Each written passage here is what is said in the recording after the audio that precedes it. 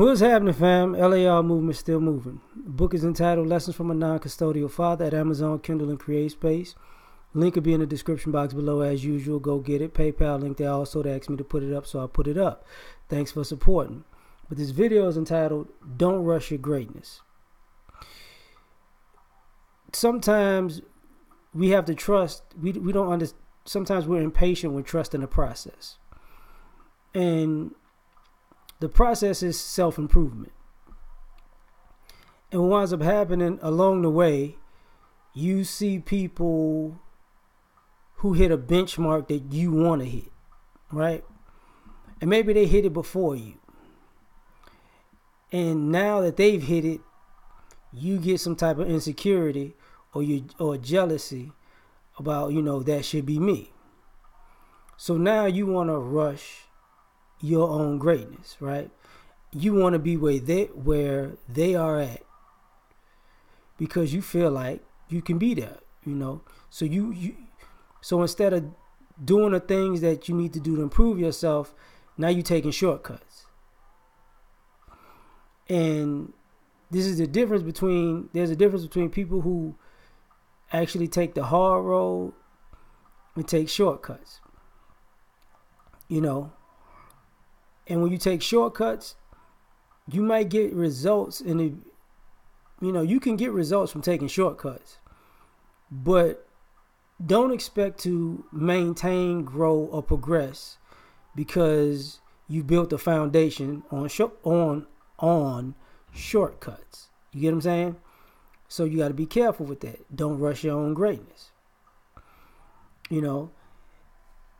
Because those habits of you rushing your greatness are going to be the very habits that undo you. I remember having this lesson early. I was young and I was running track, and the coach used to say, look, run through the finish line.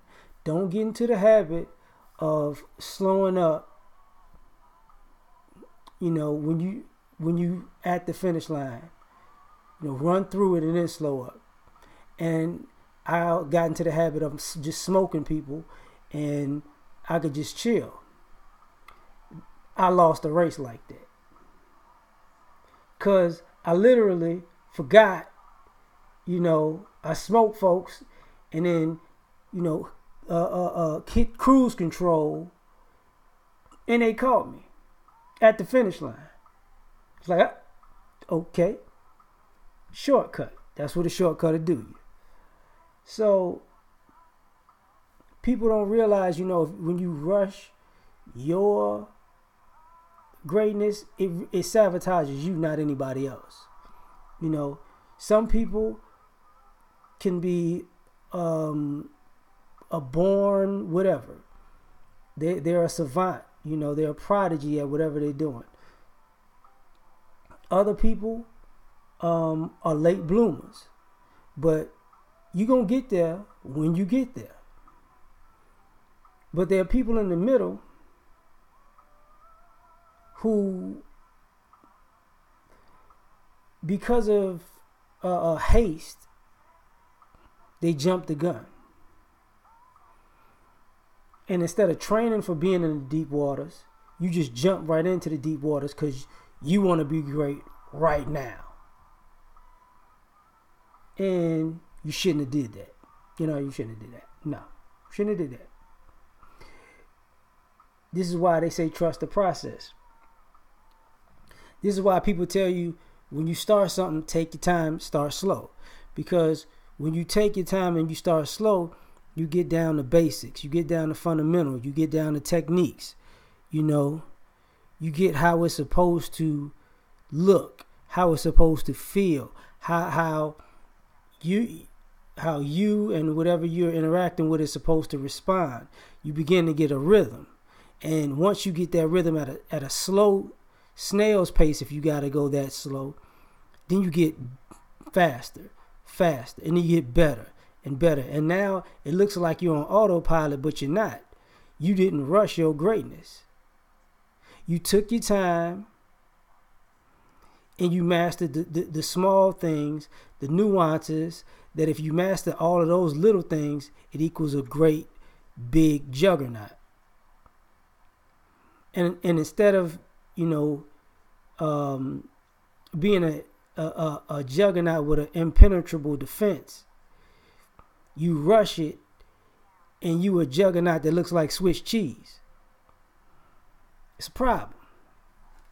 You know, if anybody who watched Love and Basketball, which is a classic movie, when Omar Epps' father was like, "You're not ready for the league," but he was mad. He was gonna rush it. So then when he got to the league, he really didn't improve because, you know, he rushed his own greatness. He got thrown into a situation where he couldn't handle. It was the off the court as well as the on the court. And I was listening to a thing with Magic Johnson. I talked about this earlier, but a different part of the interview that he had with Maverick Carter when he was talking about going to L.A. was a culture shock when he first got to the Lakers, because he went from Michigan, from Flint to L.A. And the thing about that was L.A.'s a fast-paced life. So he said the first thing he needed to do, because he didn't go out the first year, he needed to hone in and make sure he was great at his craft, which was basketball at the time. Because if he's not good at that, you know, everything else is going to just fall out of place. And that's the other thing about rushing your own greatness. Sometimes you rush your greatness for the outside when you should be focused on the inside. You know, focus on what you need to do to be great on a consistent basis. Not sporadically, not, you know, every blue moon, not, you know, I'm going to cut it on when the lights cut on, but I can cut it off when the lights cut off, but I'm never really practicing. None of that, right? Because what normally happens is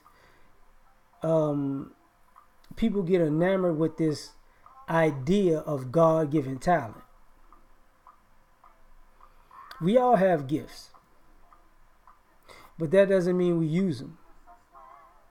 You know, if you don't use it, you lose it.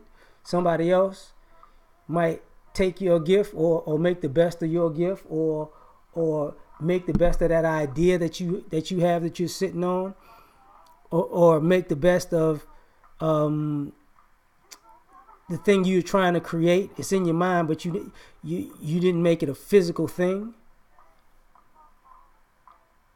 But you were so busy wanting the accolades and the fun that you rushed your own greatness. And, you know, used to hang out with my older cousin, and some of the athletes were like that. You know, they took shortcuts in the off season. They did the, you know, this is my contract year, so now I'm gonna really work out. That doesn't really work for everybody. See, people don't understand that. You think you just gonna show up one good time, ball hard, and get paid. Okay.